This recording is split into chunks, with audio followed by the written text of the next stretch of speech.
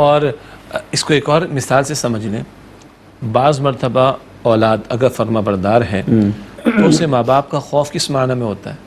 ماں ناراض نہ ہو جائے، باپ ناراض نہ ہو جائے. یہ تو نہیں کہ وہ شیر کی طرح ہر وقت پٹتے تھوڑی رہتے ہیں اور کوئی شیر کی طرح باپ کھا جائے گا چیر پھاڑ کر کے. یہ خوف تو باپ کا نہیں ہوتا نا. خوف اس بات کا کہ ابا کے مزاج کے خلاف، ابا کی پسند کے خلاف بات نہ ہو جائے، ابا مجھ سے ناراض نہ ہو جائے. یہ ایک فرما بردار اولاد کو خوف ہوتا ہے ماں باپ کا. تو ایک بندہ مومن کو جو اللہ کا خوف و خشیت، وہ اس معنی میں بھی ہے، اس معنی میں بھی ہے کہ اللہ ناراض نہ ہو جائے. ہاں جہنم کی آگ کا خوف بھی رہے گا اسے، اللہ سزا نہ دے دے. جب ناراض ہوگا تو اللہ تعالیٰ یہ تو کرے گا. باپ بھی ناراض ہوگا کھانا تو بند کر دے گا نا. ناراض ہوگا تو پاکٹ منی تو بند کر دے گا، سہولتیں دینا تو بند کر دے گا. اللہ تعالیٰ بھی سزا، ناراض ہوگا سزا دے گا، اور نہیں باز آئے اور سرکشی پہ اتر آئے تو جہنم تو پھر اس نے تیار کر کے رکھی ہوئی نا. اللہ سب کو محفوظ رکھے مجھ سمیت اس کو. لیکن اگر یہ خوف خدا ہوتا رہے کہ یار کوئی گڑبڑ ہو جائے گی، اللہ مجھے معاف کر، تو وہ ایک خوف اور رجا کے درمیان کہ نہیں میرا رب بڑا رحیم ہے، معاف کر دے گا. مجھ سے یہ غلطی ہو گئی، پتہ نہیں معاف ہوگا نہیں ہوگا، چلو توبہ کر کے دیکھ لیتا ہوں. بس یہ تھوڑا سا ہو جائے نا، توبہ کر کے دیکھ لیتا ہوں، تو ہماری زندگی میں ایک ایسی تبدیلی آ جائے گی. پھر ہر عمل کے بعد توبہ کر لے گا آدمی، اور پھر جب بار بار توبہ کرنی پڑے گی کہے گا لعنت بھیجو، عمل کرتا ہی نہیں میں. جی اب ایک اور پہلو بھی لے لیں اس کا. اللہ کو منانے کے لیے، توبہ کرنے کے لیے صرف ماہ رمضان نہیں دیا اللہ تعالیٰ. جی اللہ تعالیٰ تو ہر آن تیار ہے. آپ نے بھی اشارہ کیا وَإِذَا سَأَلَكَ عِبَادِي عَنِّي فَإِنِّي قَرِيبٌ أُجِيبُ دَعْوَةَ الدَّاعِ إِذَا دَعَانِ.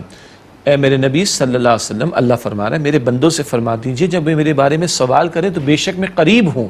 اجیب الدعوۃ الداعی اذا دعان، جب سوال کرنے والا سوال کرتا ہے، دعا کرتا ہے، اس کی دعا سنتا ہوں جب.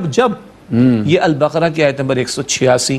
فَلْيَسْتَجِيبُوا لِي، آگے شرط ہے، it's a two way traffic. تم میرا حکم تو مانو، وَلْيُؤْمِنُوا بِي، مجھ پر ایمان تو رکھو، لَعَلَّهُمْ يَرْشُدُونَ، وہ میرا حکم مانے، مجھ پر ایمان رکھیں، ہدایت پا جائیں گے. تو جب پکارے بندہ.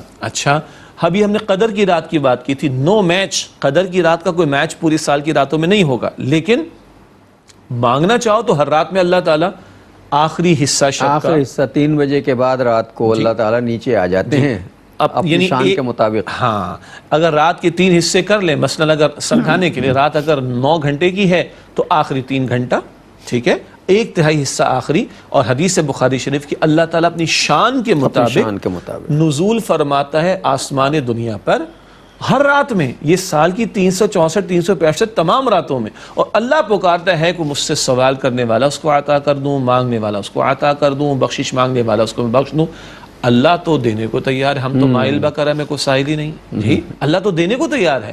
اب ہم اس کی طرف لوٹیں، اس کی طرف پلٹیں، وہ قبول فرما لے گا. حدیث میں ذکر آتا ہے میرے بندو تم، یعنی حدیث قدسی میں، تم دن میں گناہ کرتے ہو، میں چاہوں تو سارے گناہوں کو معاف کر دوں، اور رات میں مجھ سے معافی مانگ لو. تم رات میں گناہ کرتے ہو، میں چاہوں سارے گناہوں کو معاف کروں تو مجھ سے دن میں معافی مانگ لو، اللہ معاف فرما دے گا. تو وی شوڈ ناٹ ویٹ کہ اگلا سال رمضان کا توبہ کریں گے. نہ right now just do it والی بات ہے.